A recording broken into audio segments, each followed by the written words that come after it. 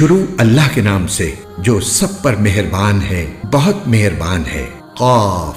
قرآن مجید کی قسم، ان کافروں نے پیغمبر کو کسی دلیل کی وجہ سے نہیں جھٹلایا، بلکہ انہوں نے اس بات پر حیرت کا اظہار کیا ہے کہ کوئی آخرت سے ڈرانے والا خود انہی میں سے کیسے آ گیا۔ چنانچہ ان کافروں نے یہ کہا ہے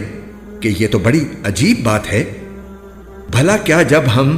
مر کھپ جائیں گے اور مٹی ہو جائیں گے اس وقت ہمیں پھر زندہ کیا جائے گا؟ یہ واپسی تو ہماری سمجھ سے دور ہے۔ واقعہ تو یہ ہے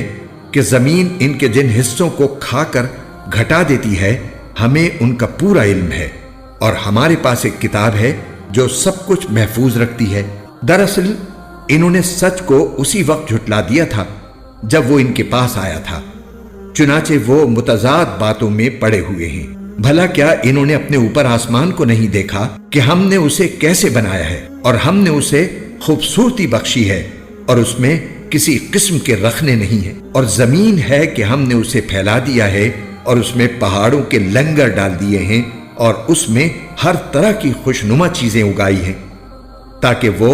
اللہ سے لو لگانے والے ہر بندے کے لیے بصیرت اور نصیحت کا سامان ہو۔ اور ہم نے آسمان سے برکتوں والا پانی اتارا، پھر اس کے ذریعے باغات اور وہ اناج کے دانے اگائے جن کی کٹائی ہوتی ہے، اور کھجور کے اونچے اونچے درخت جن میں تہ بر تہ خوشے ہوتے ہیں، تاکہ ہم بندوں کو رزق عطا کریں، اور اس طرح ہم نے اس پانی سے ایک مردہ پڑے ہوئے شہر کو زندگی دے دی۔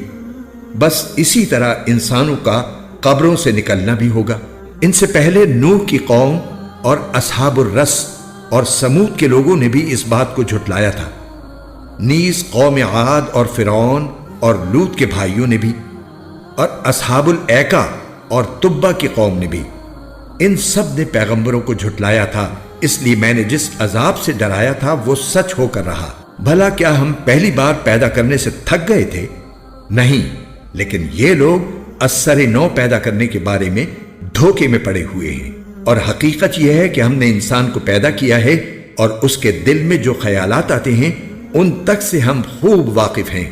اور ہم اس کی شہرک سے بھی زیادہ اس کے قریب ہیں۔ اس وقت بھی جب اعمال کو لکھنے والے دو فرشتے لکھ رہے ہوتے ہیں، ایک دائیں جانب اور دوسرا بائیں جانب بیٹھا ہوتا ہے، انسان کوئی لفظ زبان سے نکال نہیں پاتا مگر اس پر ایک نگراں مقرر ہوتا ہے، ہر وقت لکھنے کے لیے تیار، اور موت کی سختی سچ مچ آنے ہی والی ہے۔ اے انسان، یہ وہ چیز ہے جس سے تو بدکتا تھا، اور سور پھونکا جانے والا ہے، یہ وہ دن ہوگا جس سے ڈرایا جاتا تھا، اور ہر شخص اس طرح آئے گا کہ اس کے ساتھ ایک ہانکنے والا ہوگا اور ایک گواہی دینے والا۔ حقیقت یہ ہے کہ تو اس واقعے کی طرف سے غفلت میں پڑا ہوا تھا، اب ہم نے تجھ سے وہ پردہ ہٹا دیا ہے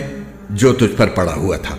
چنانچہ آج تیری نگاہ خوب تیز ہو گئی ہے۔ اور اس کا ساتھی کہے گا کہ یہ ہے وہ اعمال نامہ جو میرے پاس تیار ہے۔ حکم دیا جائے گا کہ تم دونوں ہر اس شخص کو جہنم میں ڈال دو جو کٹر کافر اور حق کا پکا دشمن تھا، جو دوسروں کو بھلائی سے روکنے کا عادی، بے حد زیادتی کرنے والا اور حق بات میں شک ڈالنے والا تھا، جس نے اللہ کے ساتھ کسی اور کو معبود بنا رکھا تھا، لہٰذا اب تم دونوں اسے سخت عذاب میں ڈال دو۔ اس کا ساتھی کہے گا کہ اے ہمارے پروردگار، میں نے اسے گمراہ نہیں کیا تھا، بلکہ یہ خود ہی پرلے درجے کی گمراہی میں پڑا ہوا تھا۔ اللہ تعالیٰ کہے گا کہ تم میرے سامنے جھگڑے نہ کرو، اور میں تو پہلے ہی تمہارے پاس عذاب کی دھمکی بھیج چکا تھا۔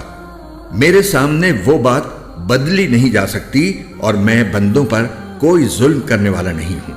وہ وقت یاد رکھو جب ہم جہنم سے کہیں گے کہ کیا تو بھر گئی، اور وہ کہے گی کہ کیا کچھ اور بھی ہے، اور پرہیزگاروں کے لیے جنت اتنی قریب کر دی جائے گی کہ کچھ بھی دور نہیں رہے گی، اور کہا جائے گا کہ یہ ہے وہ چیز جس کا تم سے یہ وعدہ کیا جاتا تھا کہ وہ ہر اس شخص کے لیے ہے جو اللہ سے خوب لو لگائے ہوئے ہو اور اپنی نگرانی رکھنے والا ہو، جو خدائے رحمان سے اسے دیکھے بغیر ڈرتا ہو اور اللہ کی طرف رجوع ہونے والا دل لے کر آئے۔ تم سب اس میں سلامتی کے ساتھ داخل ہو جاؤ، وہ دن ابدی زندگی کا دن ہوگا۔ ان جنتیوں کو وہ سب کچھ ملے گا جو وہاں وہ چاہیں گے، اور ہمارے پاس کچھ اور زیادہ بھی ہے۔ اور ان مکے کے کافروں سے پہلے ہم کتنی ہی قوموں کو ہلاک کر چکے ہیں جن کی طاقت پر گرفت ان سے زیادہ سخت تھی۔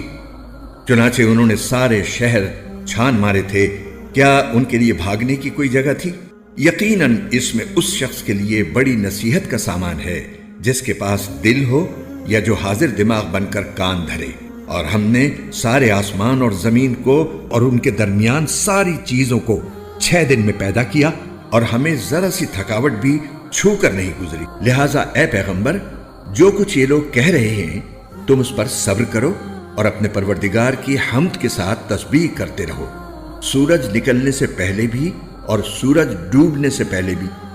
اور رات کے حصوں میں بھی اس کی تسبیح کرو اور سجدوں کے بعد بھی۔ اور ذرا توجہ سے سنو، جس دن ایک پکارنے والا ایک قریبی جگہ سے پکارے گا، جس دن لوگ سچ مچ اس پکار کی آواز سنیں گے،